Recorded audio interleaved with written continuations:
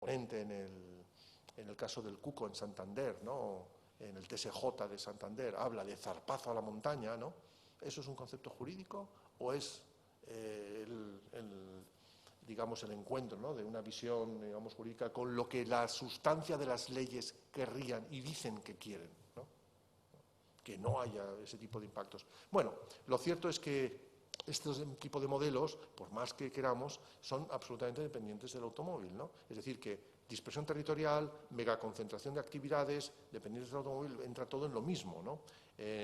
Por tanto, tenemos también que desaprender este modelo de urbanismo, ¿no? Porque aquí hay metro, pero no se llega a ver, bueno, se llega a ver, pero no se llega a ver que todos los solares de alrededor están invadidos porque los empleados de Telefónica van en automóvil mientras haya una ladera donde se pueda dejar el automóvil en un descampado, ¿no?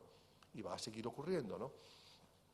Bueno, esta otra imagen también norteamericana nos muestra que si no hay planeamiento, la tendencia sería a una ocupación dispersa muy general. Es decir, estas ciudades que no crecen, esas ciudades que hemos visto del mundo desarrollado que no están creciendo en población, están creciendo inevitablemente en extensión, ¿no? Es decir, que de alguna manera tendremos que cambiar las palabras. En español, la palabra crecimiento tiene demasiados significados, es polisémica, ¿no? Por ejemplo, yo soy partidario del crecimiento, y entonces en contextos de jóvenes, ¿no? Pero ¿cómo puede usted apostar por el crecimiento? Sí, por el crecimiento y te le diría también por la urbanización. Joan Clos, que es médico anestesista de origen, pero epidemiólogo, digamos, de vocación, remarcaba siempre que la urbanización está asociada a la variable más importante. Conforme un país progresa en la población urbanizada, aumenta la esperanza de vida. Es decir, la esperanza de vida de la población urbanizada en cualquier país, da igual, Kenia, pongamos, donde está la sede de ONU Habitat, es mucho mayor en el ámbito urbano, en la favela, en el slum, que en el ámbito rural. Y claro, no se me ocurre ninguna otra variable más significativa de la calidad de vida que la esperanza de vida, claro.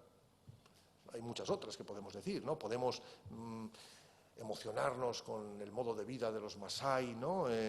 Y cómo el masái, convertido en obrero industrial, renuncia a unas tradiciones legendarias, a un orgullo con su lanza y su ganado, etcétera, etcétera. Pero claro, la esperanza de vida del pueblo masái en el entorno rural, si no se realizan reformas relevantes, es de 40 y pico años, ¿no? Y en el ámbito urbano ya sube a 60, ¿no?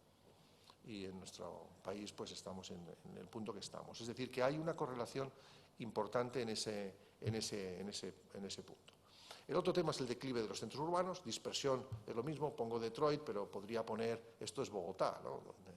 El centro urbano se ha deteriorado. Aquí en Detroit lo vemos, porque el vacío del centro urbano son solares decadentes que se han demolido, ¿no? Bueno, igual que en Bilbao se hizo la labor pedagógica de demoler las industrias que no existían, son más que en el imaginario de la gente, ¿no? Y fue un shock para la población en aquel momento, ¿no? Como en fin, muchos recordamos, ¿no? En otros casos lo que se ha favelizado el centro urbano, una parte importante del centro de Bogotá es un tugurio, una favela, ahí llaman inquilinatos, es decir, es una. La movilidad cautiva del automóvil es el gran tema y gran parte de los esfuerzos futuros tendrán que venir por ahí. Nuestras ciudades se diseñaron de manera hermosa y espaciosa, no para las ciudades, para los automóviles, ¿no?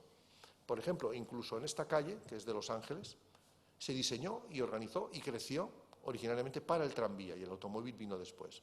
El automóvil ha estado asociado desde el primer momento a la liberación, es decir, ha sido el punto, la columna vertebral de una imagen de libertad, ¿no? No podemos eliminar como tal esa reflexión, ¿no? Perdón, creo que antes interrumpí el razonamiento y me disculpáis, planteando que sí, que estoy a favor del desarrollo en esa pauta, pero no del desarrollo en extensión de las ciudades ni de la dispersión. Es decir, que se puede estar a favor del desarrollo económico, social y de calidad de vida y no del desarrollo necesariamente cuantitativo o en extensión de la ciudad, ¿no?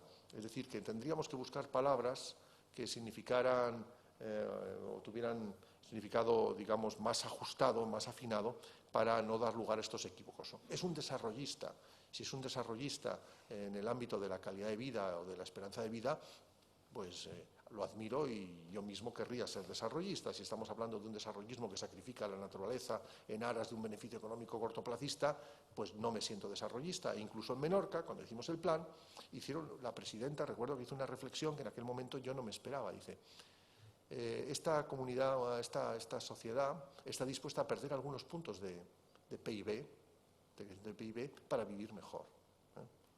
Porque no solamente todo lo miden en términos de riqueza. Ahora bien, era una sociedad rica, menor que una sociedad rica de pleno empleo, que acogía inmigración, ¿no?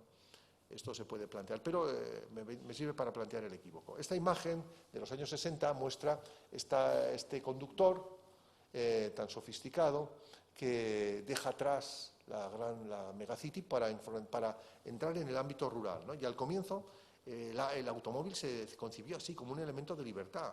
Las autopistas eran vías parque, ¿no?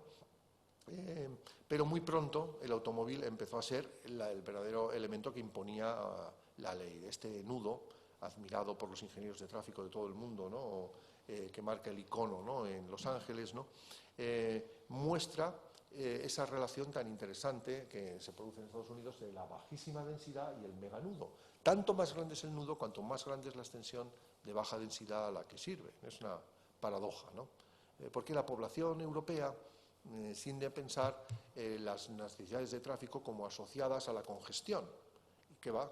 Las necesidades de tráfico y de autovía principalmente están asociadas a la dispersión, a la dependencia. Cuando la población está muy concentrada, como en Manhattan, el metro, desde que se establece a principios de siglo, es el medio natural, ¿no? El automóvil coloniza todos los espacios.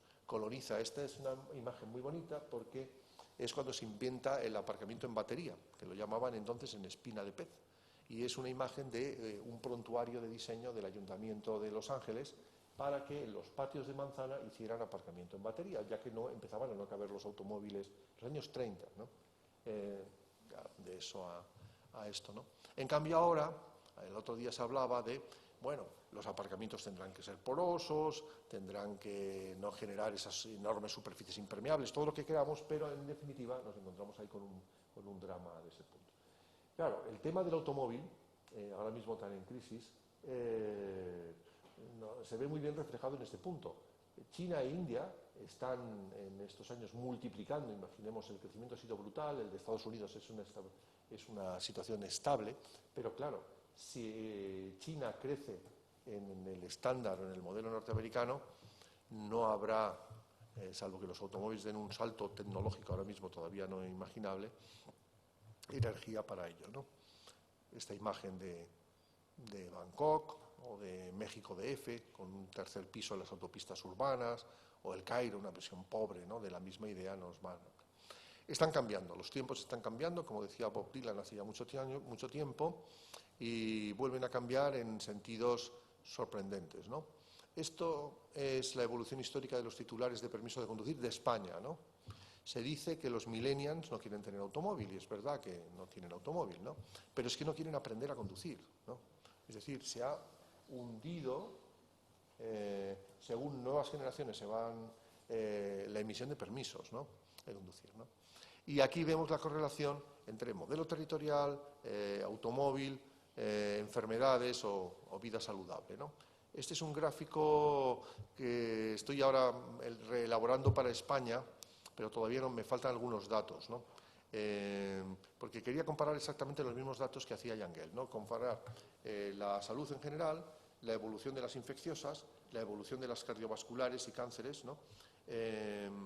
Y en la síntesis, ¿no? De estos, ¿no? Pero podemos decir dos ideas muy sencillas, ¿no?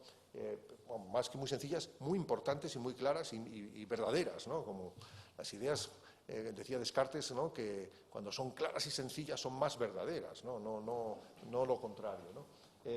La evolución de las enfermedades infecciosas en la ciudad, cuando surge el urbanismo, el primer urbanismo es en esta época, en la Inglaterra del 19, principios del 20. Y todos los que somos arquitectos hemos estudiado la Carta de Atenas todavía, como el gran tema urbanístico, que es los años 20. los años 20 todavía las enfermedades infecciosas son dramáticas, ¿no? Y siguen siendo hoy en día, ¿no? O no estamos leyendo con afán las noticias que vienen de China, ¿no? En relación con esta nueva gripe aviar, ¿no? Letal, ¿no? En los años 20, hablar de tuberculosis es hablar de una enfermedad mortal y, por tanto, todo lo que se pudiera hacer desde el urbanismo para evitar esa enfermedad letal era importante. Y los urbanistas propusieron en aquel momento aire, sol, ventilación, etcétera, etcétera, ¿no? Hoy en día son las enfermedades de estilo de vida asociadas a la sedentarización que vemos aquí, las que, enfermedades cardíacas y cáncer, las que realmente han tomado el relevo de las enfermedades infecciosas, y muchas de ellas están asociadas al estilo de vida urbana, porque la calidad del aire, la calidad de los alimentos y el sedentarismo son elementos de las señas de identidad del estilo de vida urbano, ¿no? Entonces, ahora empiezan ya a cuantificarse las vidas que cuesta el tema. Claro, uno no cae fulminado, ¿no? Como, no sé, parecía creer la presidenta de la Comunidad de Madrid, ¿no? O cuando decía, nadie se muere de la contaminación del aire. No, nadie se muere en el acto, ¿no? Como si fuera la radiación de Chernóbil, ¿no? Pero una persona anciana con una EPOC en Madrid, les diré sencillamente que en la embajada alemana me confesaba el embajador que tienen un plus de ingreso cuando te destinan en Madrid, ¿no? Y una rotación, ¿no? Por el tema de la calidad del aire, ¿no? Ni les cuento lo que será el plus de Pekín, ¿no? Pero quiero decir que estamos hablando, lo mismo estamos hablando con los alimentos y la calidad de los alimentos, en un momento que estamos hablando también de la cercanía de estos alimentos, ¿no? Cuanto más lejos son los alimentos, más el procesado tiene un mayor papel. Y el estilo de vida, claro, el modelo de vida sedentario hace imposible resolver los elementos de la vida cotidiana mediante el ejercicio, para como estamos diseñados, ¿no? Para resolver es decir, en esa urbanización que veíamos de esa familia, ¿no? De la casita, nada se puede resolver caminando, salvo hacer footing. Con lo cual, caminar o el ejercicio se convierte en una tarea consciente que debe programarse, etcétera, ¿no? Para nuestras abuelas era ir a la compra cada día, ¿no? Es verdad que no era saludable con las bolsas que llevaban, ¿no? Pero había muchos elementos, y en el ámbito de la vida rural, ¿no? Que te movilizaban diariamente, ¿no?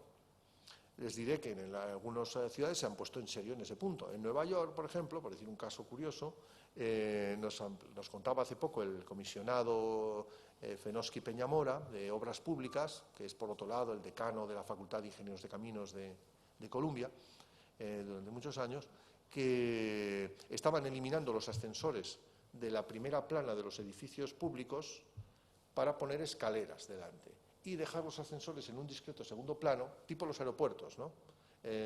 Para personas con alguna dificultad de movilidad, ¿no? De tal manera que, al menos en los edificios públicos, se tuviera que caminar. Es decir,